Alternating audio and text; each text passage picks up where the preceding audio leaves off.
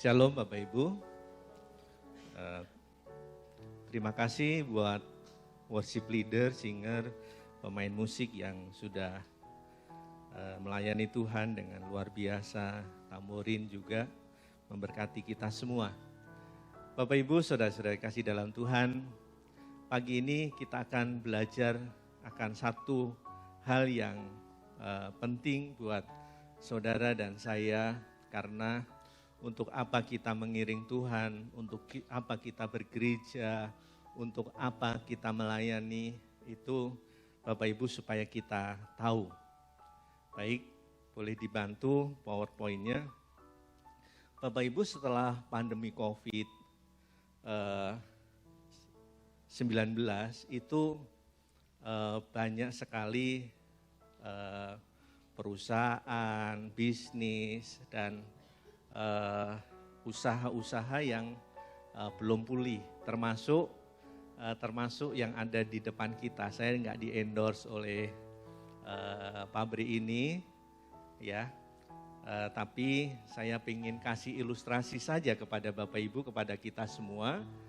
Bapak Ibu, ini ada pabrik, ya, pabrik berdirinya sudah lama, sudah dua abad mungkin, karena 1800 pabrik ini sudah berdiri. Dan karena COVID, ya, karena pandemi dan dia merugi miliaran selama 2 tahun, pemasukannya nggak menutup ongkos produksinya, akhirnya dia tutup. Bapak Ibu, bukan itu yang ingin saya tanyakan atau ingin saya sampaikan kepada Bapak Ibu yang menarik. Bapak Ibu, pabrik ini menghasilkan apa Bapak Ibu? Iya, sepatu. Iya, pintar. Kita icebreaker dulu ya. Jadi pabrik ini menghasilkan sepatu. Bapak Ibu, kalau Pak Yakobus, pabrik ini menghasilkan apa Pak Yakobus? Mobil. Iya, pabrik ini, pabrik Toyota menghasilkan, saya nggak di-endorse ya, jangan salah pikir Pak David promosi enggak. Ya, ini hanya ilustrasi saja supaya kita paham. Pabrik ini produknya apa? Mobil, ya, produknya mobil. Pabrik ini produknya apa? Kopi. Nah, cepat banget Bapak Ibu. Pabrik ini produknya kopi. Pabrik ini Bapak-bapak cepat ya. Iya. Pabrik ini produknya rokok ya. Lalu pabrik ini produknya apa? Teh, benar? Iya, teh botol ya, seperti ini produknya. Bapak Ibu, kalau satu kali produknya ternyata hanya botol saja, pabrik ini bagus enggak? Ya, gagal produk ya, produk yang gagal. Jadi teh botol penting, tapi yang penting sebenarnya isinya.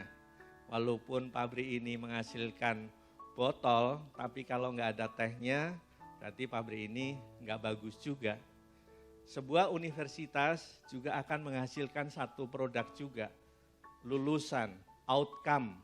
Outcome-nya apa?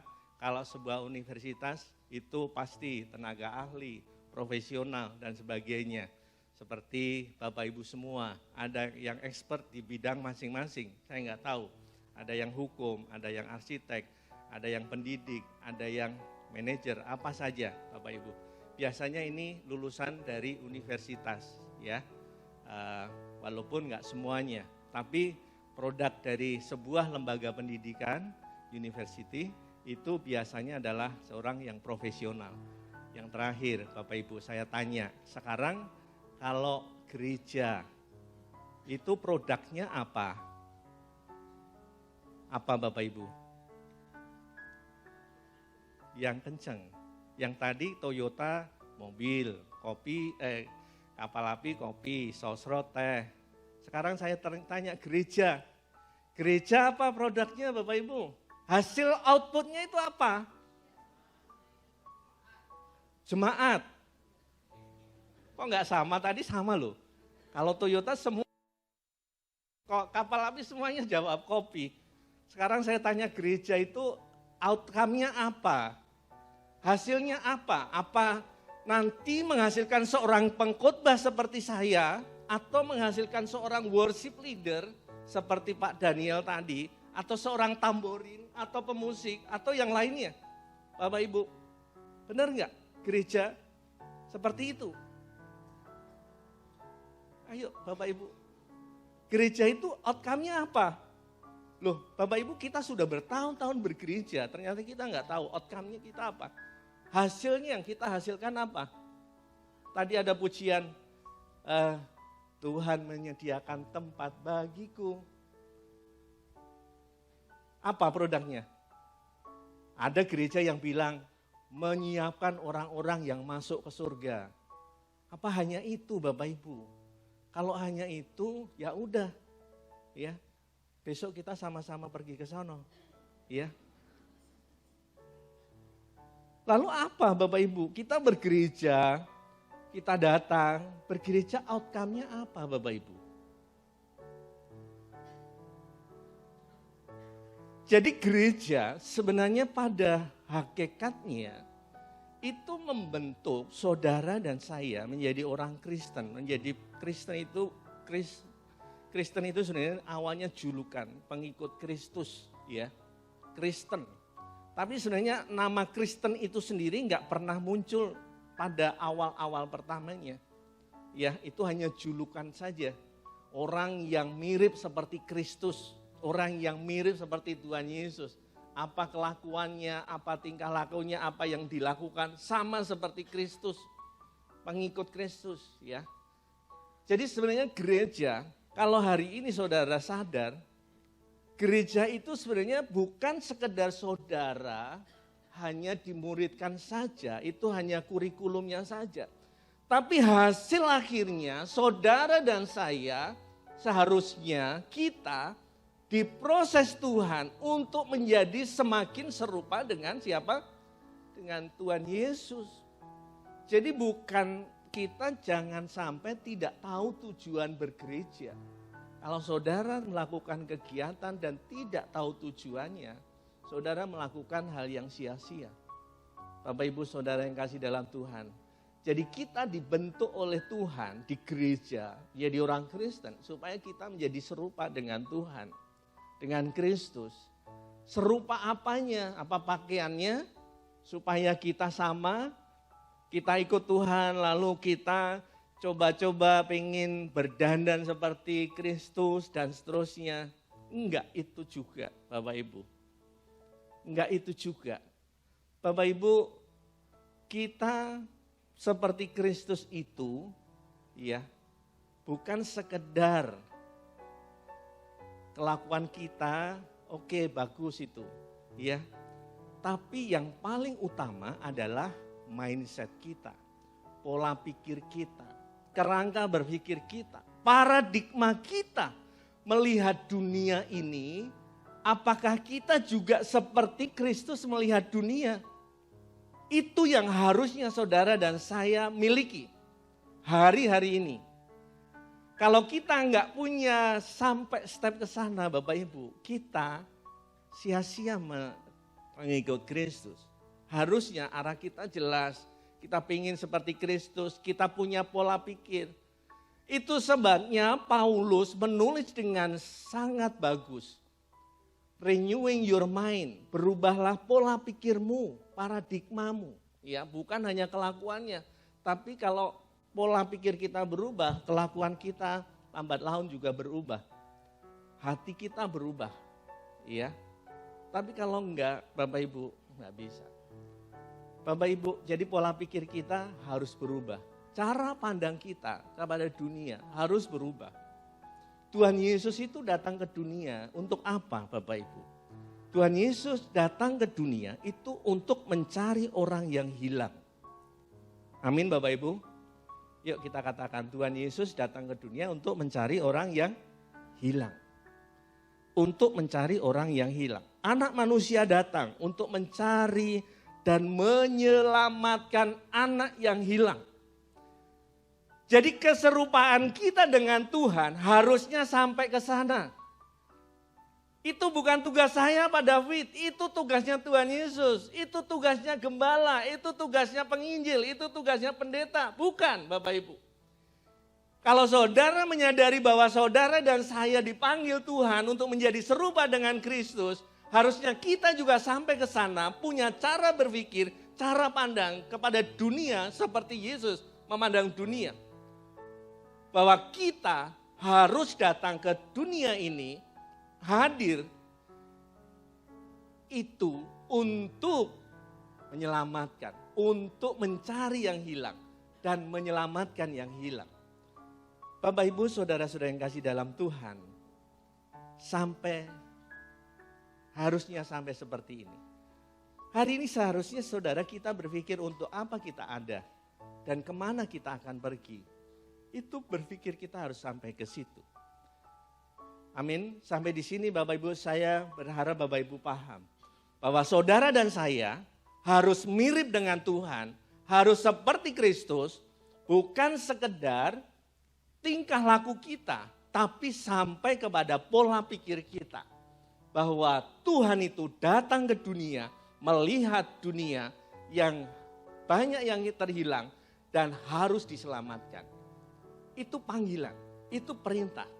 Bapak Ibu Saudara yang kasih dalam Tuhan. Jadi Bapak Ibu Saudara yang kasih dalam Tuhan. Maka dari itu Tuhan Yesus juga ketika dia ada di dalam dunia, dia berkata, makananku adalah melakukan kehendak Bapa di surga. Apa yang dia lakukan, itu melakukan apa yang Tuhan Bapa mau. Dan itu yang menjadi taufik kita pagi hari ini Bapak Ibu Saudara. Yesus datang sebagai penjala manusia.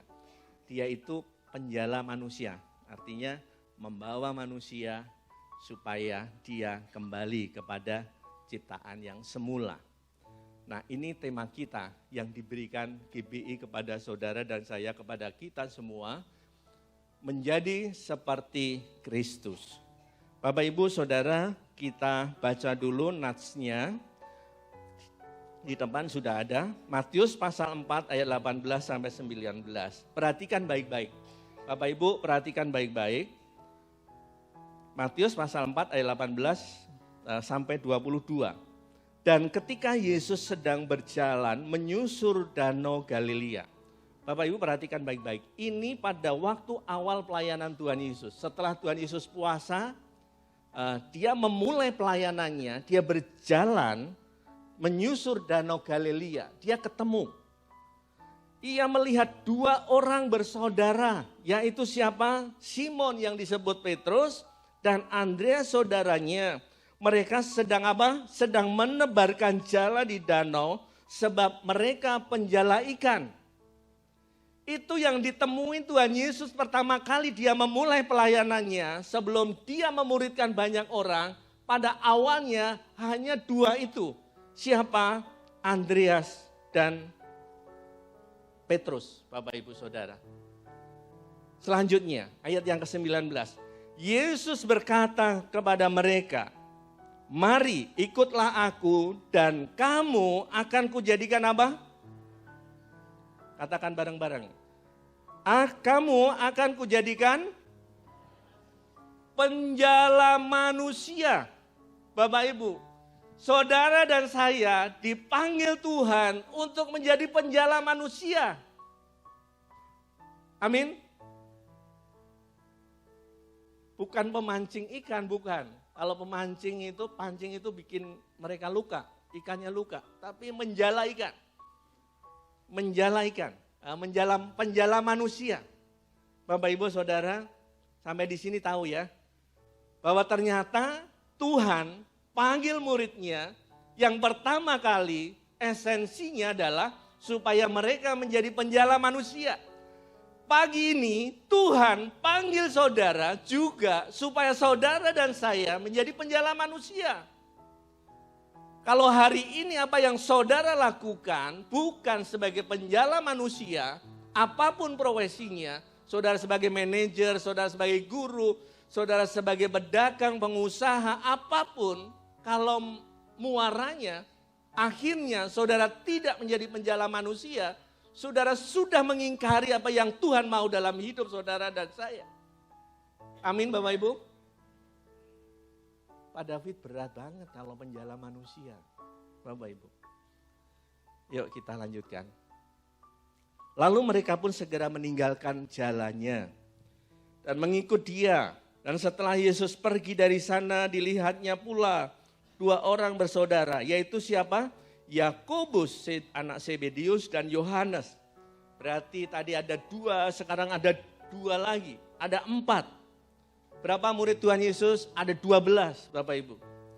Bersama ayah mereka, Zebedius, sedang membereskan jala di dalam perahu Yesus. Yesus memanggil mereka dan mereka segera meninggalkan perahu serta ayahnya, lalu mengikut dia.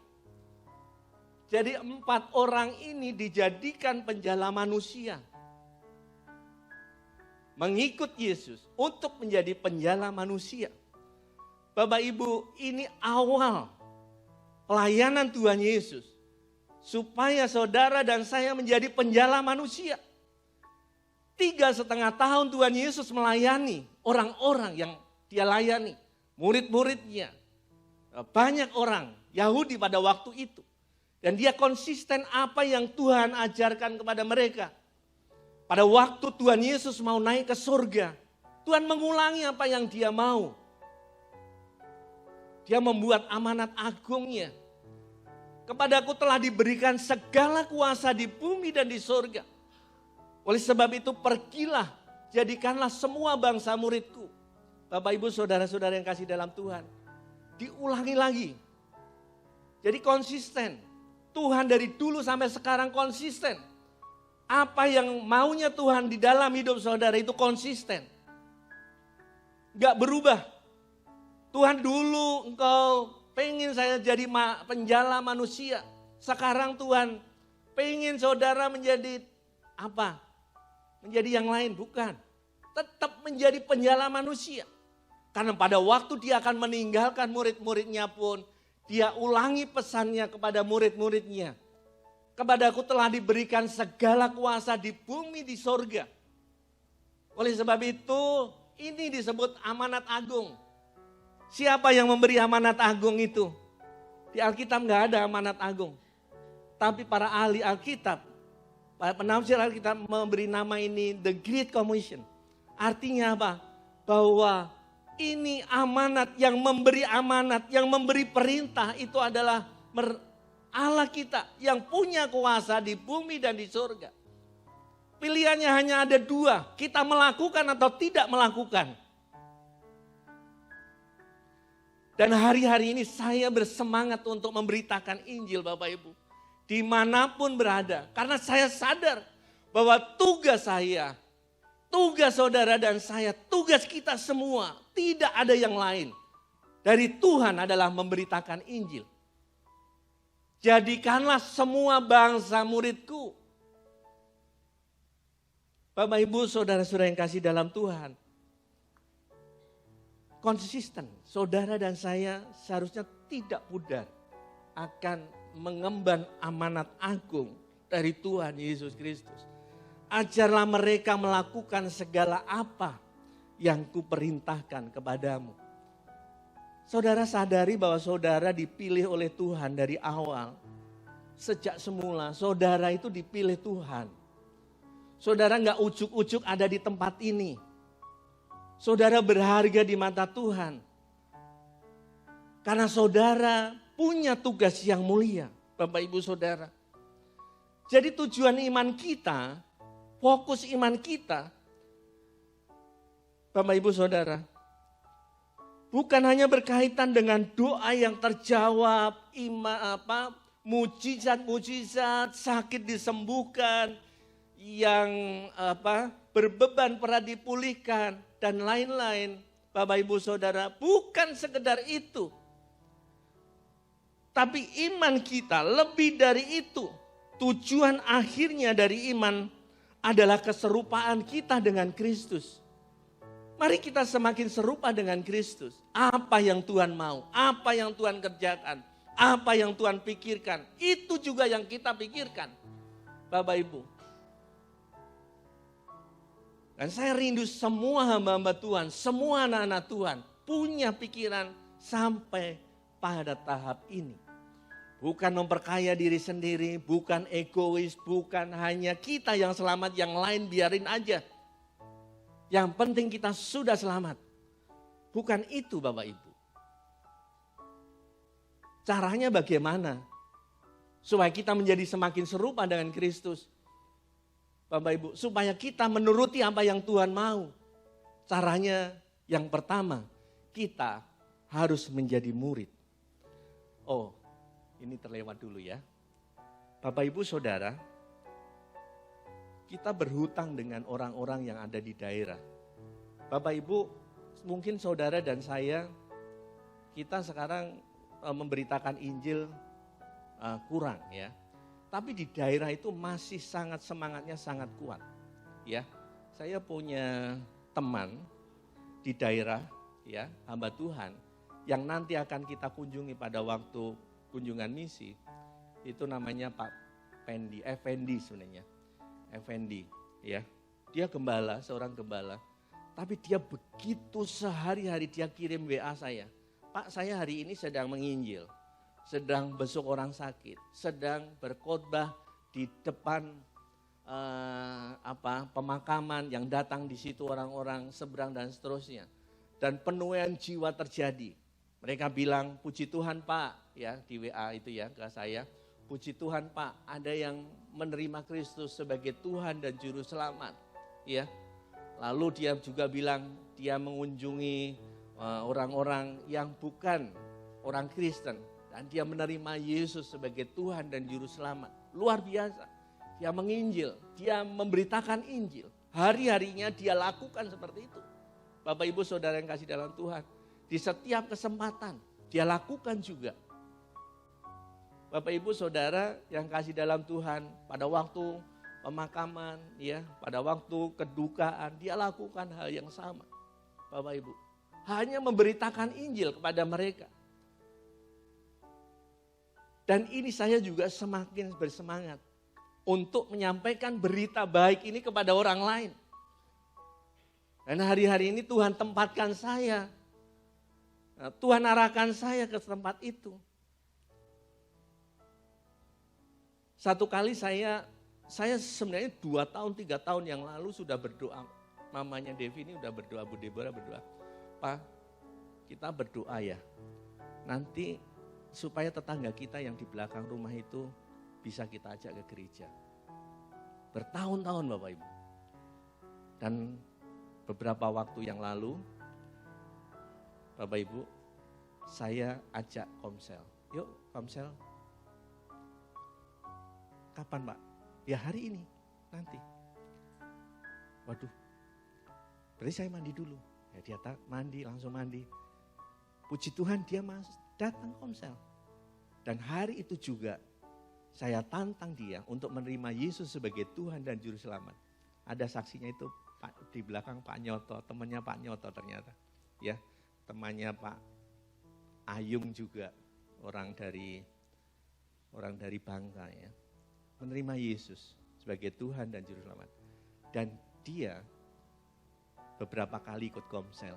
Kemarin nggak ikut komsel 2 kali berturut-turut. Karena dia ada saudaranya dari Amerika datang dan dia harus jalan mengantarkan saudaranya. Tapi kemarin dia sudah datang dan bawa oleh-oleh dari Surabaya, makanan dari itu. Saya terharunya apa? Terharunya dia dari orang seberang, tapi dia menjawab WA saya sudah pakai nama Tuhan Yesus. Tuhan Yesus memberkati Pak. Ya, hati-hati di jalan perjalanannya Pak. Waktu nganter temannya dari Amerika, dia jawab apa? Terima kasih Pak, Tuhan Yesus memberkati. Dia pakai Tuhan Yesus memberkati. Tuhan Yesus artinya apa? Dia sudah menerima Yesus sebagai Tuhan dan Juru Selamat. Dan kita doakan orang ini, ya saya udah minta tolong Pak Ayung untuk pepet ya. Pepet supaya Pak Ayung bisa WA. Bapak Ibu, sukacita malaikat di surga luar biasa. Belum lagi di tempat kerja Bapak Ibu. Setiap hari, hampir setiap hari saya mendoakan orang-orang yang berbeban berat dan semuanya. Saya ada semangat, gak tahu Tuhan bawa saya ke sana Bapak Ibu. Saudara yang kasih dalam Tuhan. Saudara mungkin, Bapak Ibu, Saudara, Pak David, saya belum sampai ke sana. Belajar Bapak Ibu, belajar. Saya juga Bapak Ibu dulu gak bisa. Karena orang mengaku bahwa Yesus adalah Tuhan dan Juru Selamat, itu karena juga digerakkan oleh kuasa Roh Kudus. Bapak Ibu. Kalau bukan Roh Kudus yang menggerakkan dia, gak mungkin. Bapak Ibu. Iya. Nah, kita mau kunjungan ke daerah Bapak Ibu, ke tempat ini juga kita mengundang pendeta-pendeta yang mereka masih punya semangat bermisi Bapak Ibu, ya. Dan ya ini selipan saja. Bapak Ibu, kalau kita ingin menjadi serupa dengan Kristus, saudara belum bisa jalan, saudara bisa bantu pelayanan ini, pelayanan misi. Saya bersyukur ada pemuda di sini yang tahun lalu sudah bantu, namanya sama juga dengan Pak Pendetanya yang akan kita kunjungi. Ya, di awal-awal dia udah memberkati tim misi, ya. Makasih ya, teman kita bro, ya, udah mau nganter kita tim misi, ya. Ada teman-teman yang lain juga, ya, sudah ikut andil juga. Saya juga rindu Bapak Ibu memberkati teman-teman kita yang ada di daerah. Karena teman-teman kita yang ada di daerah ini sangat sederhana. Dia baptis aja Bapak Ibu. Kalau baptis di sini pakai jubah ya, pakai pakaian yang bagus ya. Nanti kita akan, di sana belum ada Bapak Ibu. Mungkin baptisannya itu, Pak kayaknya di kolam renang. Iya, mungkin dia pinjam ya. Itu gerejanya ada di sekitar Karanganyar Pak. Yang ini yang gereja yang akan kita kunjungi. Ini pendetanya, namanya Pak Effendi. Tapi kita undang bukan hanya Pak Effendi, ada sekitar 60 pendeta yang kita kumpulkan. Dan kita kasih motivasi, kita kasih semangat yang baru. Supaya mereka bahwa tugas mereka itu jangan sampai pudar. Memberitakan Injil. Nah, mereka menuai jiwa-jiwa ya, yang kita kunjungi pada waktu survei Bapak Ibu. Dia punya jemaat cukup banyak ya. Tapi dia bilang begini, Pak, jemaat saya itu setelah saya latih bisa main musik dan seterusnya, dia urban ke kota. Saya berkurang lagi. Nah, salah satunya siapa? Ya saya, termasuk saudara-saudara sebagian, ada yang dari daerah. Jadi kita berhutang sebenarnya terhadap gereja-gereja yang ada di daerah, Bapak Ibu. Saudara yang kasih dalam Tuhan. Yuk kita membantu pelayanan misi ya Bapak Ibu. Kalau saudara belum bisa, Bapak Ibu bisa saudara menabur saja dulu ya. Tapi saya berharap Bapak Ibu tetap bahwa tugas memberitakan Injil itu harus ya. Saya ucapkan terima kasih ya Bapak Ibu semua, hampir semuanya sudah tahun yang lalu sudah berpartisipasi ya, sudah mengantar. Dan kita punya tim, minggu depan ada doa pengutusan. Doa pengutusan di sini oleh Pak Pendeta Purba. Kita tim yang akan berangkat 2 minggu yang akan datang, tanggal 14 itu akan didoakan di sini oleh Gembala dan juga oleh Pak Purba. Pengutusan bahwa kita diutus ke sana untuk memberitakan Injil. Bapak Ibu Saudara, caranya bagaimana? Yuk kita semua menjadi murid. Seorang murid pasti dia punya kerinduan pada akhirnya kalau dia tamat akan menjadi seperti gurunya. Ada firman Tuhan yang berkata begitu. Saya enggak catat ya, tapi ada firman Tuhan. Murid kalau dia tamat dia akan menjadi seorang seperti gurunya, Bapak Ibu Saudara. Jadi kita harus menjadi murid dulu. Dan kita dipilih oleh Tuhan untuk menjadi murid, Bapak Ibu. Murid itu rajin belajar, rajin. Tugas utama seorang murid itu belajar. Belajar apa yang Tuhan mau, apa yang Tuhan perintahkan. Hari ini harusnya Bapak Ibu kita tahu juga amanat agung itu apa, perintah agung itu apa. Saudara tahu, ya kita tahu amanat agung apa? Ya kita tahu amanat agung yang tadi saya baca. Pergilah kamu, jadikanlah semua bangsa muridku. Perintah agung apa? Perintah agung itu kasihlah Tuhan Allahmu dengan segenap hatimu, dengan segenap jiwamu. Kasihlah sesama manusia, itu perintah agung. Ya, yang Tuhan berikan kepada saudara dan saya. Amanat agung, perintah agung, kita harus tahu. Bapak Ibu Saudara yang kasih dalam Tuhan. Mari kita menjadi murid Tuhan. Kalau murid Tuhan, pasti dia akan seperti gurunya. Dia akan belajar terus bagaimana cara menginjil, bagaimana cara melayani Tuhan, bagaimana cara menjadi berkat bagi yang lain. Baik Bapak Ibu, lalu mengikuti teladan Kristus. Ya, mengikuti teladan Kristus. Tadi Bapak Ibu bukan sekedar apa bajunya, bukan kalau orang di luar itu ngikutin gaya-gayanya, bajunya pakai baju yang seperti itu dan apanya seperti itu supaya enggak, Bapak Ibu enggak, ya bukan bajunya, bukan, tapi yang ada di dalam isinya kita ini, pikiran kita harus berubah, kita mengikuti teladan Kristus. Ya, semula kita dipanggil dalam keadaan berdosa, jauh dari Allah, tentu saja sudah dekat dengan hukuman. Tapi kita mengikut Tuhan, Tuhan tidak pernah tertarik pada pengagum. Sekarang itu banyak orang ke gereja bukan menjadi pengikut, tapi menjadi pengagum. Ya, saya baca bukunya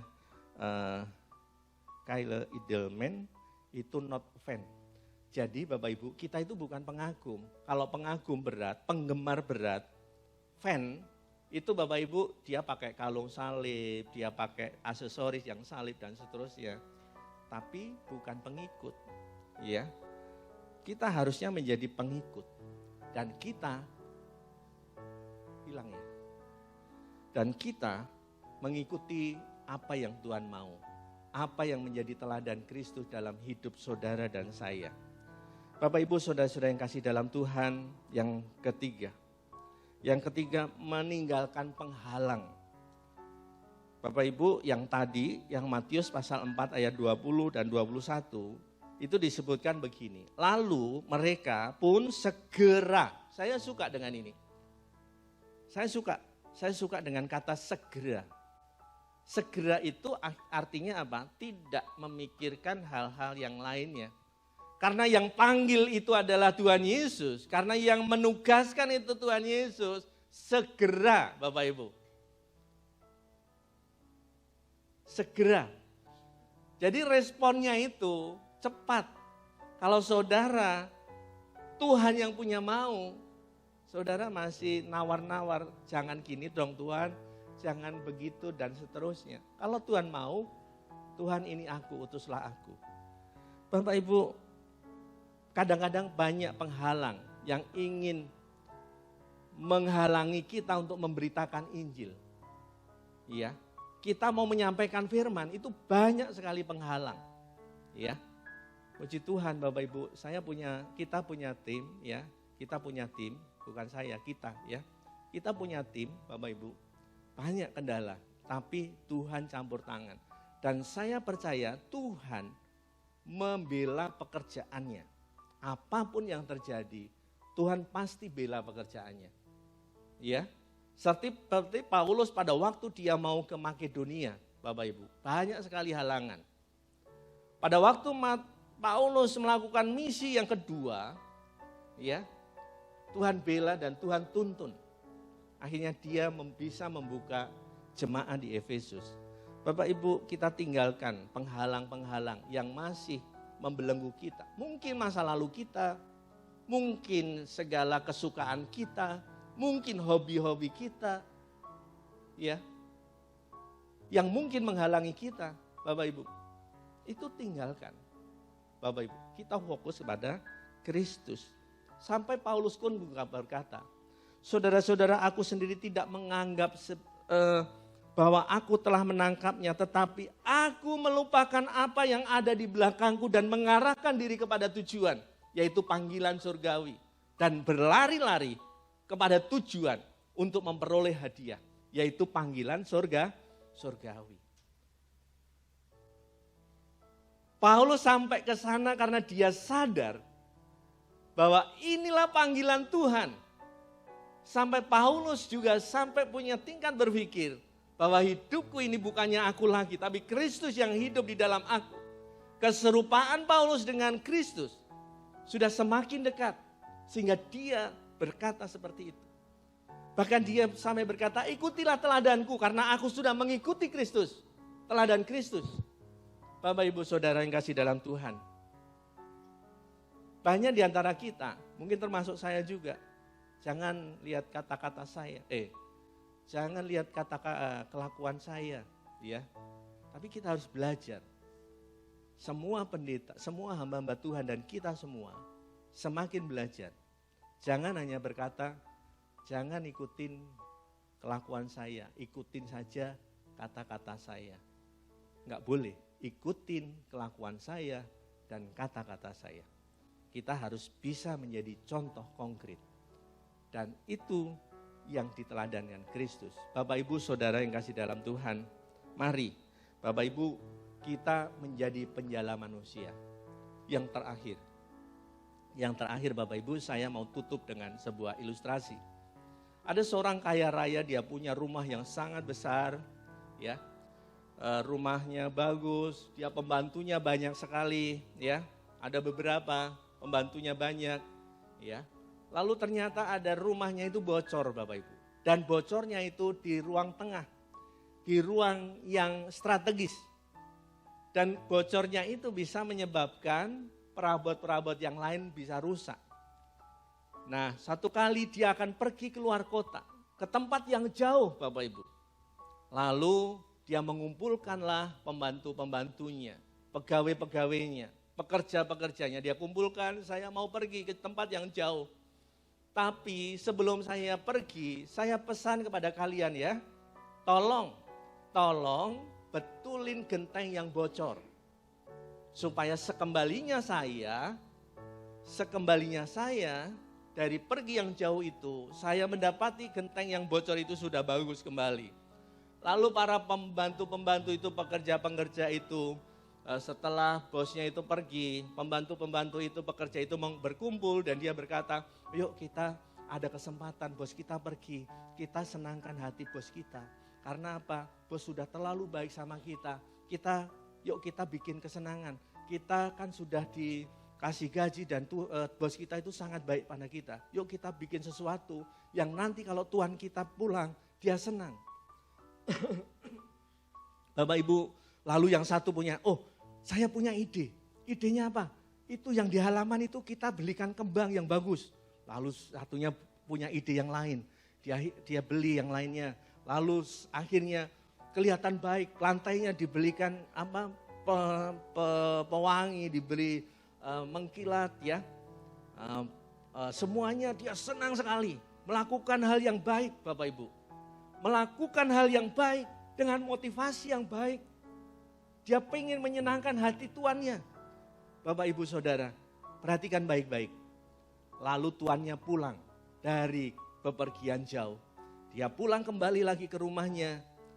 Lalu pelayan-pelayannya itu menyambutnya dengan senang hati. Dan dia berkata, bos saya ini nanti pasti senang. Nah, lalu pelayannya dia bilang, ayo bos kita tour dulu di rumah. Dia tunjukkan kembang yang ditanam di halaman, di lapangan, yang bagus, lantainya mengkilat dan seterusnya. Semuanya dibuat bagus. Dengan harapan para pekerja itu akan menerima sanjungan. Ya, Bapak Ibu, apa yang ditanya bosnya itu? Dia tanya apa kira-kira Bapak Ibu? Nah, lalu dia tanya, gentengnya gimana? Udah kamu betulin belum? Semua pembantu, waduh lupa, saya nggak lakukan itu. Padahal hanya itu yang dipesankan. Bos tidak pesan tentang kembang yang bagus, tentang lantai yang mengkilap, tentang segala sesuatunya, nggak pesankan itu. Dia pesankan hanya genteng yang bocor itu. Tapi itu tidak dilakukan juga. Hari ini kalau Tuhan pesan kepada saudara dan saya untuk memberitakan Injil, untuk menjadi penjala manusia, lalu saudara tidak lakukan, bagaimana kalau Tuhan datang dan bertemu dengan saudara? Apa yang kamu lakukan? Pak, Tuhan, saya udah jadi pengkhotbah loh. Saya udah jadi singer, saya sudah menjadi pemain musik di gereja.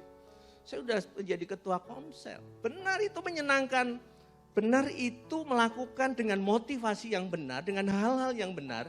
Tapi itu tidak esensi yang Tuhan inginkan dalam hidup saudara dan saya. Saudara dan saya dipanggil seperti murid Tuhan pada awalnya menjadi penjala manusia. Amin Bapak Ibu, pemain musik minta tolong boleh bersiap-siap ke depan. Mari kita menjadi penjala manusia dimanapun saudara berada. Kalau saudara mau, saudara pasti diberikan kemampuan oleh Tuhan. Kalau saudara tidak mau, saudara tidak akan berkembang. Hanya dua pilihannya, saudara menolak atau melakukan. Saya undang bangkit berdiri Bapak Ibu. Dan ini tugas saudara untuk menuai jiwa-jiwa. Hari ini padi sudah menguning, ladang sudah menguning, tuaian banyak. Tapi pekerjanya sedikit. Pekerjanya adalah saudara dan saya. Kita semua dipanggil untuk memberitakan Injil Tuhan. Ini tugas kita Bapak Ibu. Mari tundukkan kepala dan kita akan naikkan pujian. Ini tugas kami Tuhan.